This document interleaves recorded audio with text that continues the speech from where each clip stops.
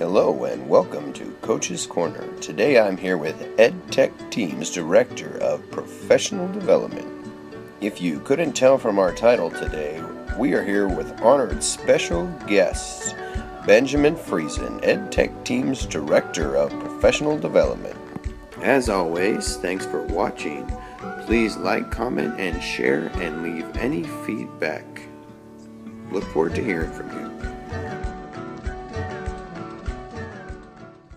All right, we are with Coach's Corner, session number 5 here at the GAFE Summit with the EdTech team. So here I have my 5th guest of honor, and I am very honored because he has an awesome name. Ben Friesen. And tell us a little bit about yourself, Ben. I am with the EdTech team, and one of the roles that I have is working with the iOS Summits. I also work with all the summits in general, building schedules, planning events, leading events, and I'm in a transition period right now, leaving a school district or taking a leave of absence as being a digital content specialist in a school district of about 7,000, rolling out different devices. We were in a one-to-one in 7th through 9th grade, and then the district was about to move to full secondary one-to-one devices, and then a lot of devices in the lower grades, elementary grades. And so that is a little bit about my background. I'm a former science teacher, 7 years, and then 3 years doing digital content in the public schools in Hopkins, Minnesota. So as you can see, a cornucopia of knowledge there. So we're going to pick his brain, get a few ideas. My first question is just kind of a general one. I'm going to be a new educational technology coach. My goal will be to train teachers, and I'll be working with about 320 of them, more or less. So right off the bat, what is your first thing that you think, your first tip that you would give somebody that's new? I think it is important to have multiple points of entry towards anything. So if, let's say you're doing Google Forms, just as a nice general example that people can probably have participated with, is giving people the example of, like, let's say, like, how to make it in general, period. All right, and then going a little bit deeper into the pool is now we're adding video, and we're talking about like ways to use it in your classroom to transform learning. Then it might be getting a little bit geekier and like doing branching, or how to take that form data and take something like maybe adding in an add-on, which would be like Flubaroo, or taking something where you spit those different results back to them via like a mail merge or something like that. And so I think always thinking about like providing just a little swath of different ideas and making people feel comfortable with where they approach it, and at any point along the spectrum, wherever you jump in, it's about moving, it's not about a destination.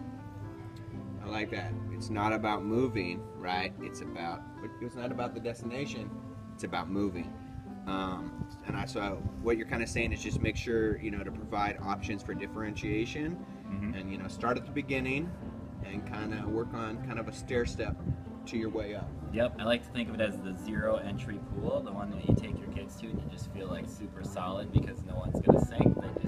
You can go in as far as you want and you can come back out, and I think it's really valuing where people are at. And so I think something that I heard at a recent iOS Summit from Brad Carter was, sometimes it's a really big ask to get people to transform or do something different. Like, there's a ton of time and energy and hours and years of people's lives wrapped up into what they've done in their classroom, and you need to kind of be mindful of that. Like, it might be hard to shift that, and it won't necessarily happen right overnight. So to value where they're at and build on it.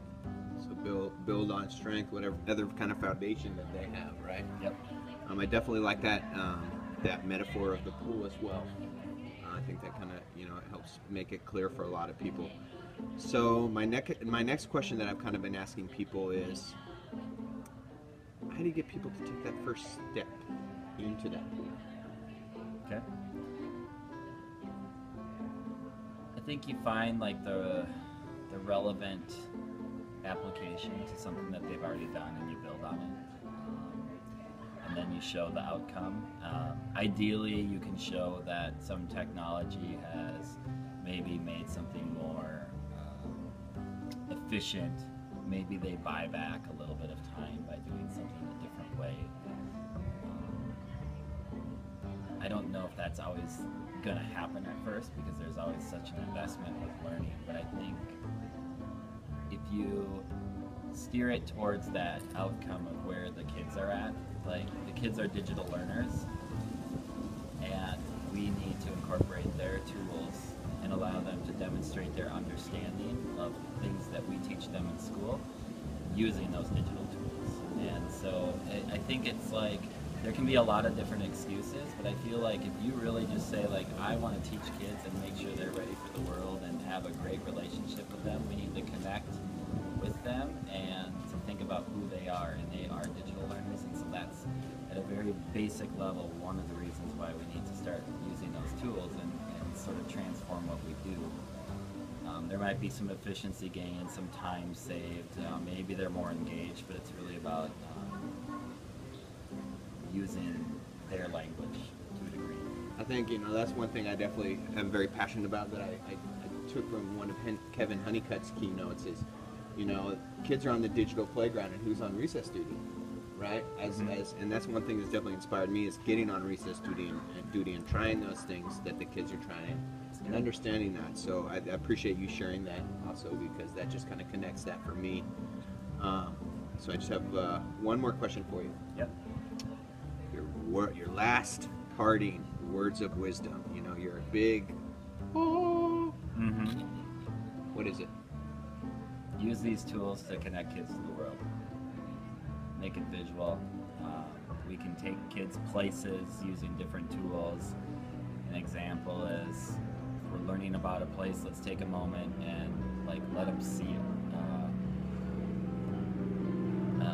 I do a session, it's one of my faves, just using images, and it's like teach the way kids learn. And kids starting at reading Dr. Seuss, it's about images and pictures and the visuals, and oftentimes we trend towards text-based. And I think bringing in videos or taking kids places with Google Earth or some other cool tools that are happening now with drone footage and Google Cardboard, we have this ability to layer in that contextual layer that gives more of an anchor to what we're learning about. And I taught science, earth science, and so place was obviously a very important aspect of that, and so it really fits well with what I do, but I don't think that it's unique to science. I think it can fit into a lot of different places, and it connects people with the world around it and brings them to learn.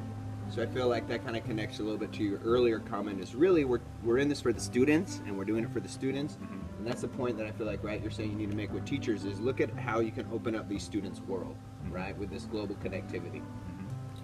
So anything else you want to add? No, it's great. All right, so I always end with a high five. Thanks a lot, and again, Ben Friesen, check him out on Twitter.